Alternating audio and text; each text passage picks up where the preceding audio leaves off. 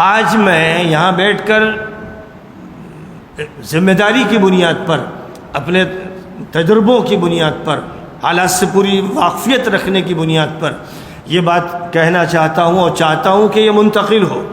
ندوے کی شورا سے میں یہ کہنا چاہتا ہوں کہ دارالعلوم ندوۃ العلماء و تحریک ندوۃ العلماء کی صدارت کے لیے حضرت مولانا سعید الرحمن اعظمی دامت برکاتہم کا انتخاب کیا جائے۔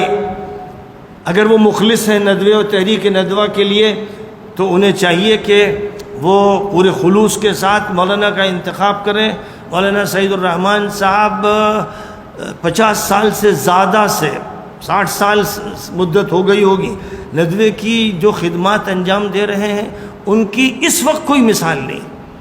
مولانا نے البعث الاسلامی ہمارے ماموں مولانا محمد الحسنی رحمۃ اللہ علیہ کے ساتھ نکالا، اور البعث الاسلامی کی دھوم عالم عربی میں مچ گئی۔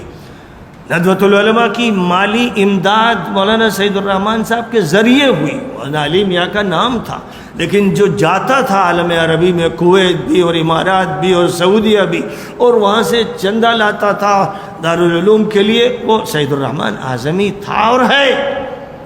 اور جو قلم اللہ نے مولانا سعید الرحمن کو دیا، جو عربی زبان کی طاقت دی، اردو زبان کا جو ادب دیا، شعر و شاعری کا جو ذوق عطا کیا، اور جو صحافتی صلاحیت عطا کی، اور تدریس کا جو ملکہ دیا، اس میں ان کا اس وقت تو کوئی ثانی نہیں ہے۔ پورے دور میں ان کی اپنی خصوصیات کی وجہ سے کوئی ثانی نہیں تھا، اور ان کے تمام حلقوں سے تعلقات ہیں، تمام حلقوں سے، ملک میں جتنے بھی حلقے ہیں، جماعتیں اور تنظیمیں ہیں، ان سب سے ان کے نہایت ہی اچھے تعلقات ہیں۔ مولانا علی میاں صاحب رحمۃ اللہ علیہ کے جیسے تعلقات تھے سب کے ساتھ۔ مولانا حلقہ واریت کے قائل نہیں تھے، اور میں نے بتایا کہ اخوان کے ساتھ ان کے تعلقات، مولانا مودودی سے تعلقات، آخر تک جماعت اسلامی سے تعلقات، اور تبلیغ تو ان کے لیے یوں کہیے کہ ان کا جگر، ان کا دل، ان کا دماغ، اور دینی تعلیمی کونسل سے تعلقات، اہل حدیث سے تعلقات، سب سے مولانا کے تعلقات تھے۔ اور یہ بات مولانا سعید الرحمن صاحب دامت برکاتہم کے اندر ہے کہ تمام حلقوں میں وہ مقبول ہے۔ افسوس ہے کہ جن کو آگے بڑھانے کی جو چھوٹے ہیں کوشش کی جا رہی ہے، وہ اخوان کے خلاف، جماعت اسلامی کے خلاف، اہل حدیث کے خلاف، شبلی کے خلاف، شبلویت کے خلاف، بہت سی ایسی باتیں ہیں جو افسوسناک ہیں۔ اللہ تعالی ہدایت عطا فرمائے۔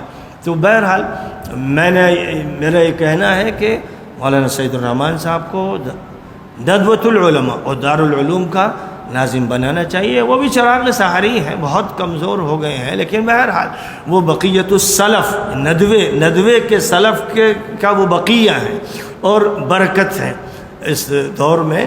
اس لیے یہ میری درخواست ہے ارکان شورا سے پورے خلوص کے ساتھ، درد مندی کے ساتھ، ہمدردی کے ساتھ، کیونکہ تحریک ندوہ میری جان ہے، میری رگوں میں داخل ہے، میرے خون میں دوڑتی ہے۔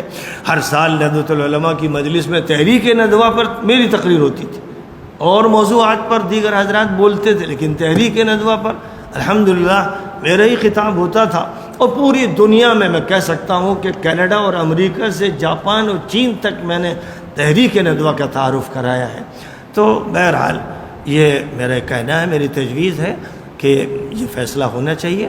مولانا ہر اعتبار سے سینئر ہونے کے اعتبار سے، اور اس اعتبار سے کہ جتنے بھی اس وقت ندوے میں ہیں وہ سب کے استاد ہیں اور سب کے نزدیک محترم ہیں، اور عالم عربی میں معروف ہیں، اور زبان و قلم دونوں کے اعتبار سے ان کو بڑا ملکہ اور مقام حاصل ہے۔